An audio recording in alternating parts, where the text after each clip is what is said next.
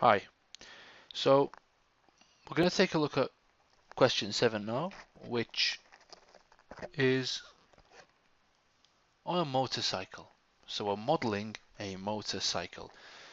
We're given a power value for the motorcycle, and we're told that it has maximum speed of 60 meters per second. We're also told that there's a resistive force or a drag force of kV, where k is a constant, and v of course is a velocity which changes with time. So the first thing I'm going to do is draw a free body diagram. So we have the motorcycle here. Forward force, tractive force, which is pushing the motorcycle forward, is P over V. That's the equation for tractive force. We also have a resistive force of kV newtons, where k is some constant that we need to find in part A. The weight of the motorcycle is mg. We're not given any weight just yet. And of course there's a normal reaction or contact force between the ground and the motorcycle. So that's the free body diagram. Now we're asked to find k. So first of all, let's create a mathematical model for the system. So the sum of all the forces in the x direction is equal to ma in the x direction. Always pick direction of motion as positive. This thing is moving to the right because the engine is pulling it to the right. Air resistance is against it. And what we have here is the Newton's law. Let's substitute our values. So the net force, or the F of x, is P over V minus kV equals ma. Now we're told that the maximum speed is 60. Now at maximum speed, acceleration is always equal to 0. And the reason for that is that you cannot change your speed anymore. So your acceleration becomes 0. Acceleration is change of speed. So substituting a equals 0 into the above equation, along with all the other values we have the power, 54,000 watts, divide by the maximum speed, which is 60, minus k, which we're looking for, multiplied by the speed 60, equals m multiplied by 0. So we don't actually need mass for this part of the question because a is equal to 0. Now, rearranging our equation, so it becomes 54,000 divided by 60 equals 60k. So k is equal to 54,000 divided by 60 by 60. This will give us a k value of 15. So k is 15 and the drag force is 15v.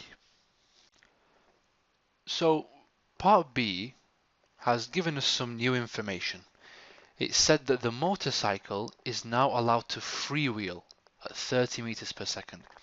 So when it was at 30, the engine was basically switched off and the motorcycle no longer has a pushing force. It's freewheeling, it's coasting. So the only force in the x direction is kV.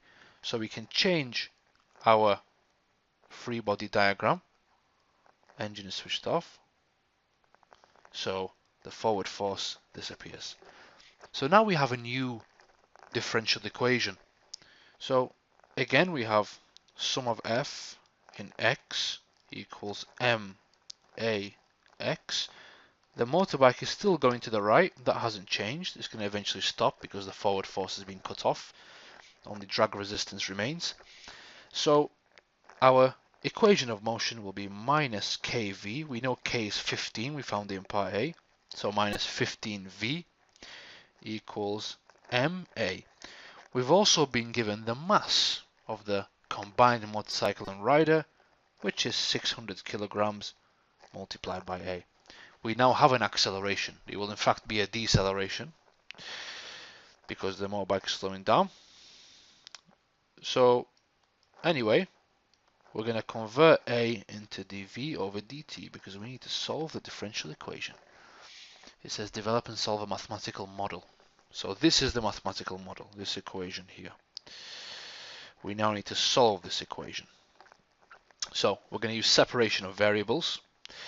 First of all, let's multiply both sides by dt. So minus 15v dt equals 600 dv. And then what we're going to do is we're going to divide both sides by v and divide both sides by 600 at the same time. So we're going to get minus 15 over 600. Try and keep the numbers on one side always. 1 over v dv. It's easier to handle when you have the numbers on one side and with t and v on the other side. So time to integrate. We integrate both sides with respect to their individual variables. So the integration of the left side is going to be minus 15 divided by 600 t equals ln v plus a. The integration of 1 over v is ln v. Now we're told that the motorcycle begins to freewheel at 30 meters per second. So when this model started working, time was 0 and v is equal to 30. So we'll substitute those values into our general solution, which is this here. This is called the general solution. We'll substitute these two values into our general solution to find a. After which we put a back into this equation and we have the particular solution.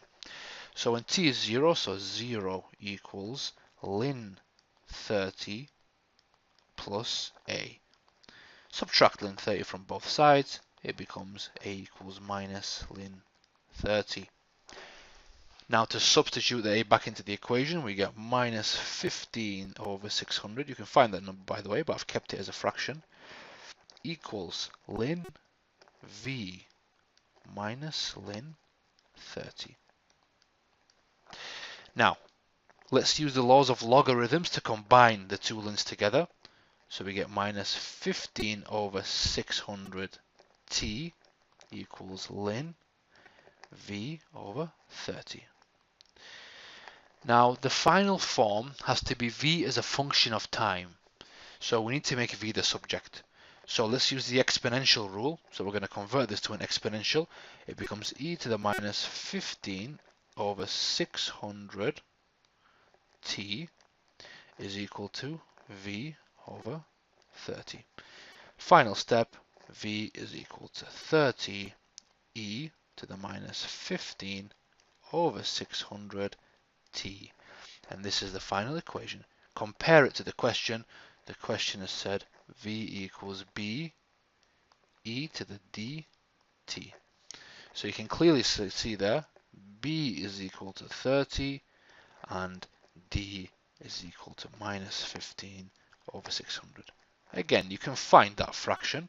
You can find what number this is. I've left it like this, but of course you can simplify it and find a simpler equation. You should be getting minus 1 over 40.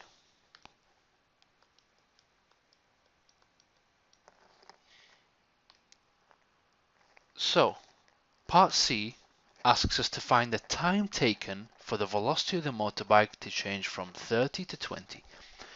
Now remember, when the engine was first cut off and the motorcycle began to freewheel, time was 0.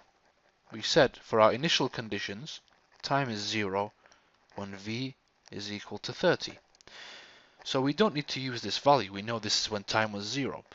What we do need to know is how long it took for the velocity to drop to 20. So all we're going to do is substitute 20 into the above equation and find the time taken. So first thing I'm going to do is multiply everything by minus 1 because I don't want a negative time. So I'm going to multiply everything by minus 1. So it becomes 15 over 600 t equals ln 30 minus ln v. Now let's substitute our ln 20 into the equation. So we get 15 over 600 t is equal to ln. Well, ln 30 is divided by v, because we use the laws of logarithms. The v is 20. So therefore, t will equal ln 30 divided by 20. You find this number, all divided by 15 over 600. You'll find that t is equal to 16.21 seconds.